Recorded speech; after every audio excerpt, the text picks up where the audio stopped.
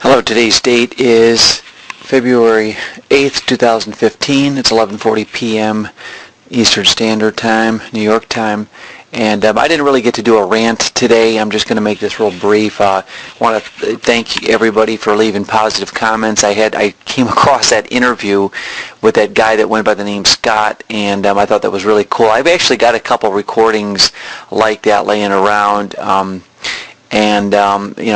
one of my thumb drives, and I'm going to actually post some of those up because they're really, I've got, some stuff like from 2009 and 10, and I got some good news. I ran into a guy that I had interviewed he went by the name Tim from New York City. In 2009, I think he was my first interviewee, and along with Cyrus, and I guess he's real happy that my channel's back up.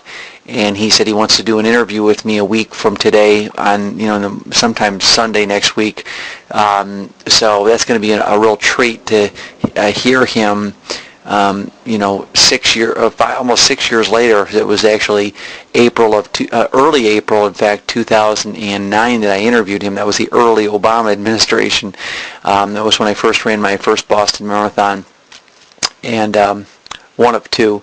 And so it'll be a treat to do that, and just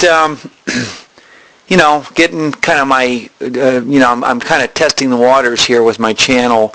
I know I'm very vocal about my feelings between MGTOW and TFL. My feelings that I think MGTOW a lot of them are just TFLers in denial. I'm not trying to disparage anybody. The younger guys are anyways, and it's a growing process. But anyways, I just thought I would throw that out there, and there's some good stuff out there. So I'll probably have to post this after on the 9th. But anyways, yeah, I got some good comments on the channel, and I came across another channel, a guy named Alex Anzuri, Ansary. Alex Anzuri's got some good videos. I'm sure a lot of people have heard about him, but he's been commenting on MGTOW, and he's living in Portland now. I've seen this guy's name out there before.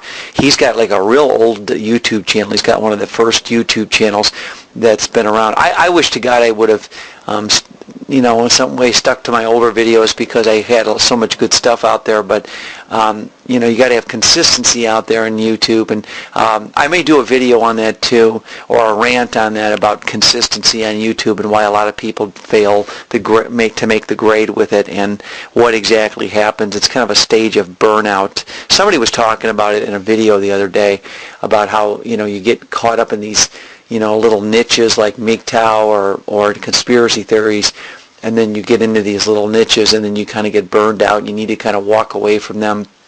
I did that with actually the MGTOW forums online. I went through a stage where I was totally always online reading the forums. I'd spend sometimes 2 hours a day, and then it got to the point where a lot of the people that I was reading were real angry people. They would they would refer to women as cunts and cupcake, and there was one forum that was just really vulgar. And I thought, these sound like a bunch of guys that are, they don't have really.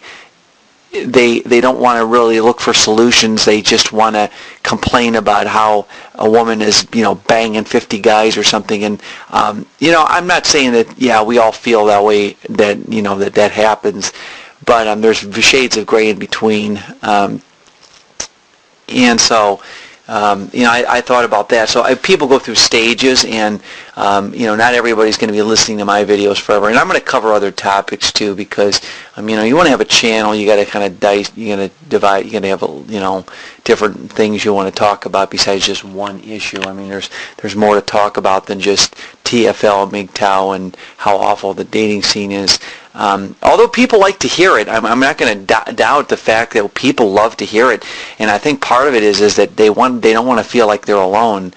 They don't want to think that it's just some fringe group out there that that's out there complaining. They want to believe that, hey, there's people like me that are living this life, and who see the world the way I see it. And you could never walk up to some guy in a grocery store and ask him, hey, what do you think of the dating scene, and get an honest answer, or let's say at a club or a gym, because they're going to deny it and say, oh, I get pussy all the time, and Even a lot of these guys on like Roosh's forum, Roosh spends all this time bitching about the dating scene and how American women are screwed up, but all his posters all claim they've got harems of women lined up. You'll notice it on Return of King's website, like all these nameless, faceless guys just claim they've got these harems of women that they're banging, but yet they're on a forum all the time posting. And so, that being said, it's an issue kind of that I have a pet peeve with, and there's so many cool. I think that one thing I'm going to say before I go here, because I got things to do, is that when you get into these, one of the amazing things about seeing these multitudes of MGTOW videos out there, when you let's say you Google the name, or not Google the name, but when you go on YouTube and you type in the word MGTOW, boom, you get like 10 different guys that make YouTube or these MGTOW videos, is that you get a very diverse perspective on. It's kind of like we're all putting the pieces together in this thing. We're still kind of, mulling around the edges, determining what is MGTOW. What is it about? Can you be a married guy and have 4 children and be a slave to the state in your corporate job and be a MGTOW, or are there set rules for it? And who's infiltrating it, and is Paul Elam, for example, trying to infiltrate it on purpose, or is he just trying to get a piece of the pie in the action? So we know all this stuff. We're working around the rough edges here, and that's why I think it's good to rehash my old interviews to see what happened since 2009 and 2010. And I had this other guy named Scott. And he was really good. He was a smart guy, he was a young guy, but a lot of these guys I don't know. I'm glad that Tim guy came back to me, because I don't know what happened to him. I emailed him a couple of times, and now all of a sudden he reappears, and I'm not going to yell at him, but I would have liked to have heard from him sooner, but no big deal. He is apparently paying attention to my channel, and I remember one time he said, he goes, I captured the MP3s and put them on my iPod, and when I'm on the subway in New York, I listen to them. I think, that's pretty damn cool, So, anyways, all right, well, I'm going to get out of here now, and it is February